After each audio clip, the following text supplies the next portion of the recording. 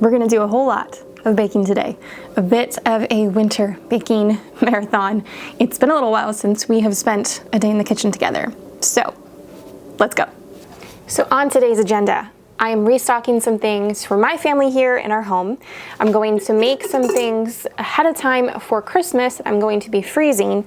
And if you watched my latest video where we put together some homemade gifts in a basket, I want to include some different types of bread to go along with that because I included some spreads in there. So we've got some bread making to do today. We're going to do 3 different types. We're going to do some white bread, some maple oat bread, and we're going to do some cinnamon raisin.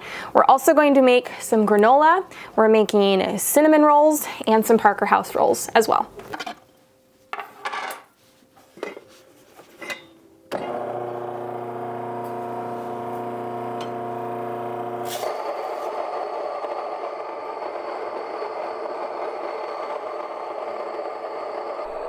When I have a long day of baking, I always try to prioritize which recipes take the most time so I'm not wasting time. We're going to start off with our breads. They have the longest amount of rise time. So I'm working with some white bread here. I am mixing 2 3/4 cup of warm water, 1.5 tablespoons of active dry yeast, and 1 tablespoon of sugar. Mixing that up and then allowing the yeast to activate. Now I'm using a combination of flours today. The majority of what I'm using is just some organic all-purpose flour from Costco, and I also did grind up some of my einkorn berries, but I only incorporate about 1 to 2 cups of the needed flour per recipe. After the yeast has activated, time to add in the rest of the ingredients, doing 1/4 cup of honey, 2.5 teaspoons salt, and 1/4 cup of either butter or oil. I used olive oil. And then you add in 5 to 6 cups of flour gradually until it all comes together. And then I allowed the mixer to knead for me for about 8 minutes.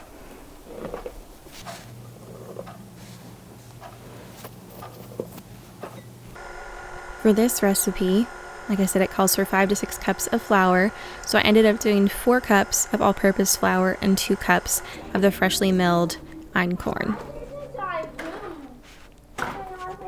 After the dough is done kneading, I'm going to stick this in a greased bowl. I'm going to cover it and allow it to rise for about an hour.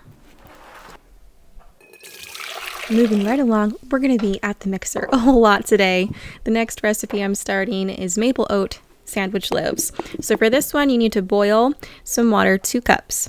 And we put that into our mixing bowl with a teaspoon of ground cinnamon, a cup of rolled oats, a 1/2 cup of maple syrup, a 1/2 stick of unsalted butter, or 1/4 cup, 1 tablespoon honey, and 2.5 teaspoons of salt. Where did my teaspoon measurement go?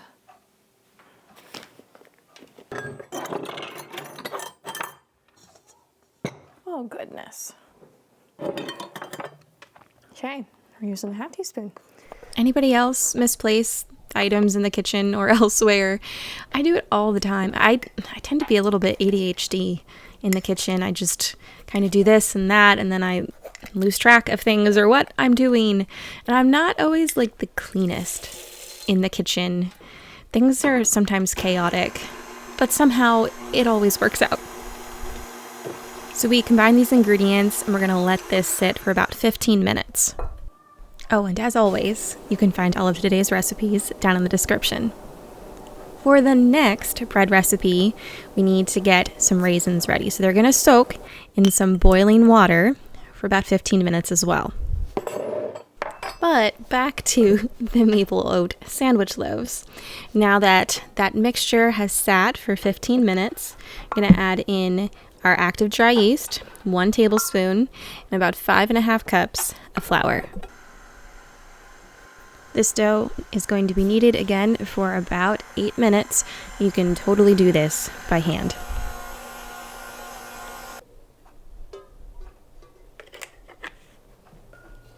Now this dough will sit in a greased bowl, covered for about an hour or until it has also doubled in size.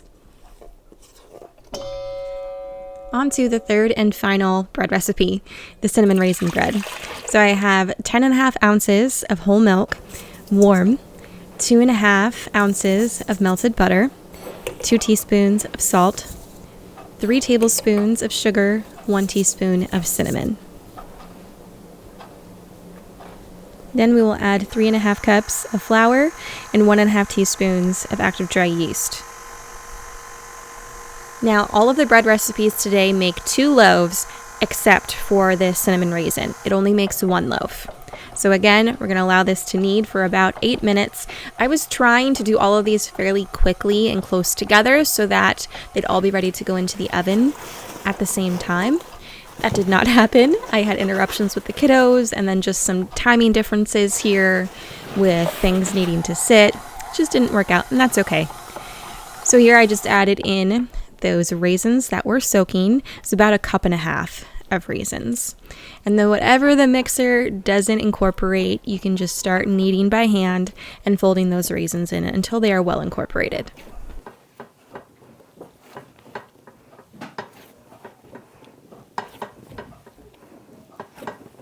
You know the drill. After we have kneaded, it's going to sit in a greased bowl for about an hour or until doubled. Here is the first dough. We started working on the white bread. This one is ready to be divided into 2 loaves and shaped.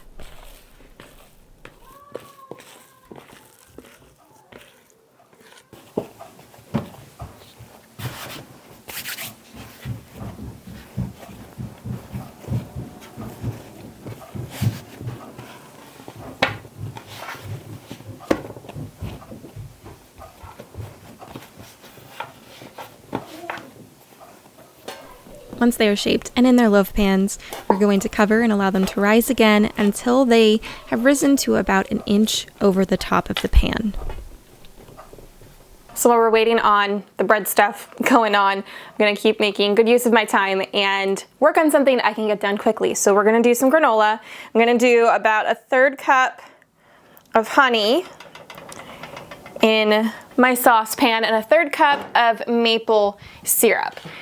Which one you use is up to you, and how much you use is up to you. You can use anywhere from 1/2 cup to 1 cup total of sweetener. Also gonna add 1 cup of organic coconut oil. And we're just going to heat this up over medium heat just until everything is melted together, and then we'll remove it from the heat. We're gonna add some vanilla. So while we wait on that to melt, we can get our dry ingredients together. Of course, our base is some organic oats. I'm gonna do 4 cups.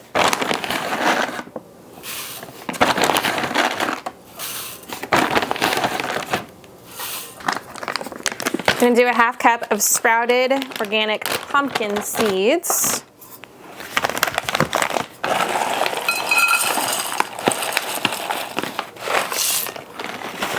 And then we're gonna do 1/2 cup, maybe like a 3/4 cup of some walnuts. I need to chop these up quick.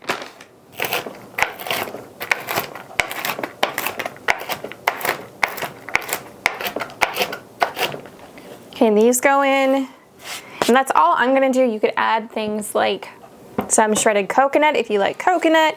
If you wanna make this spice, you could put in some cinnamon or maybe some chai spice or gingerbread spice, however you want it. But I'm gonna let it as is. I'm gonna go check on our liquids. Okay, coconut oil is melted. I added about 1/2 teaspoon of vanilla and a good pinch of salt. So I'm gonna pour this over the top here. We're gonna mix it up.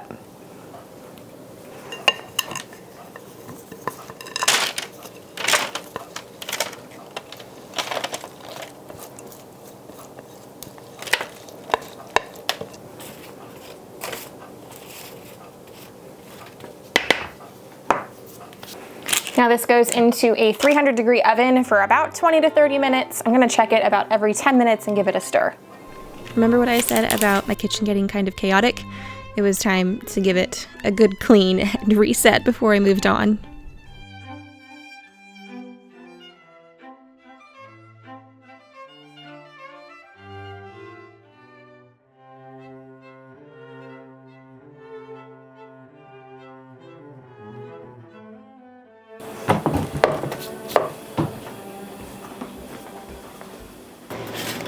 So after about 25 minutes and turning twice, this is what we're left with. You could bake them a little bit longer if you like extra crunchy granola, but just be mindful of those last few minutes. It can go south very quickly and you'll have burnt granola. So this is done. Now I've got some bread we're gonna put in the oven. Don't mind my dirty dishes. We live here. Okay.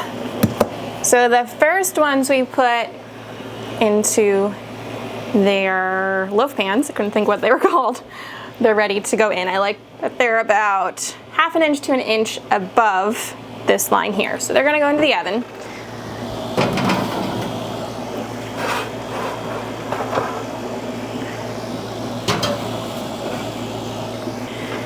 And we're gonna let them go at 350 degrees for about 30 minutes. I'm gonna check them at 25. Second loaves are ready to be shaped and go into their loaf pans. This is the maple oat loaves.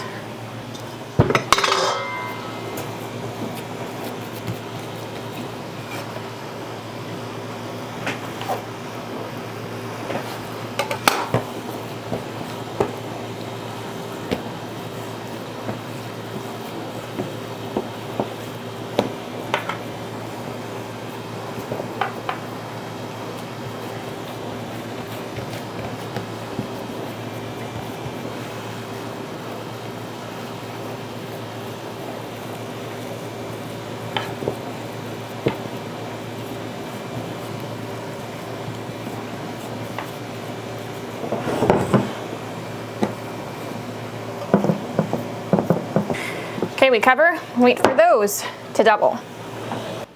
We have 1 recipe done, 3 underway. We're gonna start a 5th recipe. We're gonna work on some cinnamon rolls. So I have 1 cup of warm milk, 2 1/4 teaspoon of active dry yeast, and 1 tablespoon of brown sugar. Now I am doubling this recipe, so you're gonna see me adding some more.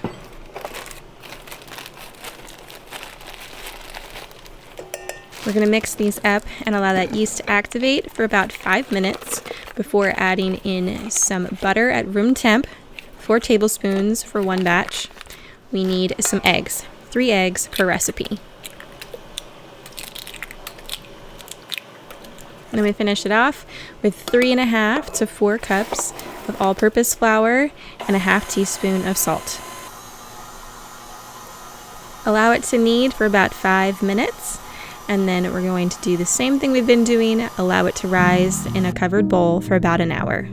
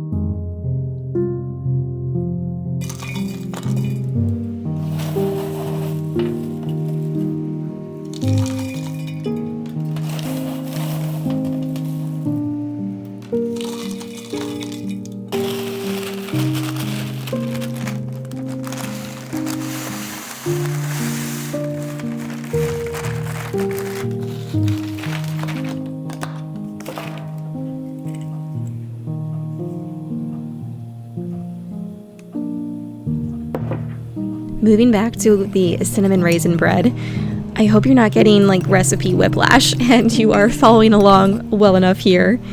I made the swirl, and that is 2 tablespoons flour, 2 tablespoons sugar, 4 teaspoons cinnamon, and a pinch of salt.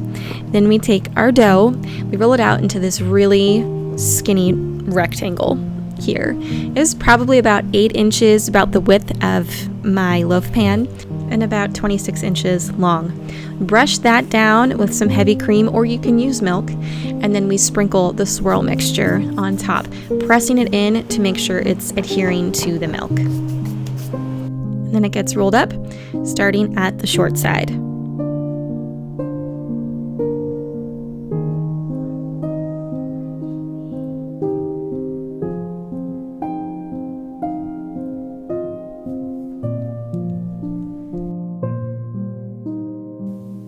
The maple oats are ready to go into a 350-degree oven. They will bake for 35 to 40 minutes.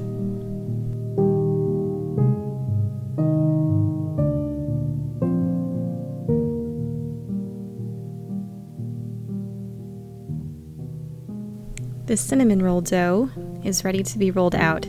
So I made a double batch. I split that in two, and I rolled it out into about a 12 by 18 inch rectangle. I took about 6 tablespoons of room temp butter and combined 1 cup of brown sugar, 3 tablespoons of cinnamon, and that is per recipe. Mix that up and sprinkle that over the butter. These get rolled up starting from the longer side.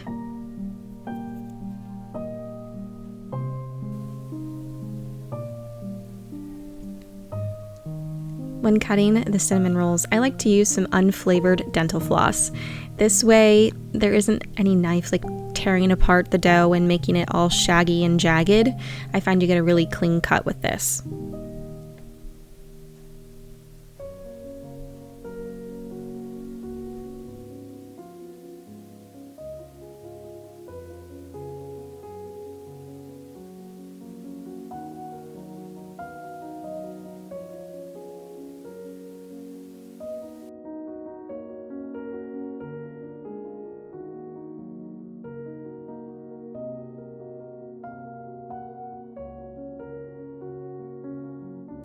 Cover these guys up and allow them to rise for about 30 minutes.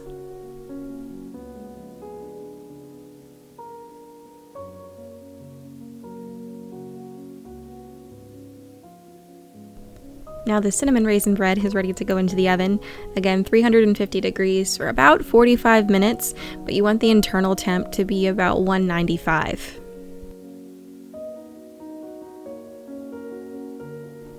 There are 3 things that will prevent a dry cinnamon roll. Don't overbake them. The outside needs to come to 190 degrees. The inside will keep baking from the residual temp, so take them out as soon as they reach 190 degrees. Second is don't add too much flour. Third is definitely add about a 1/4 cup of heavy cream after they have risen. Bake at 350 degrees for 25 minutes. Checking the internal temp of the cinnamon raisin loaf. Because it's such a dense loaf and the moisture from the raisins, it can be deceiving whether or not it's done. So a kitchen thermometer will take out that guessing work.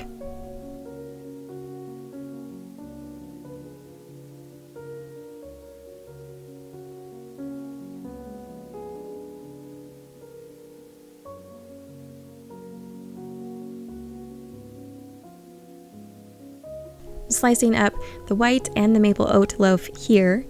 I only wanted to give 1 loaf with each of my gift baskets, so I decided to slice these up and then do half and half in each of the bags.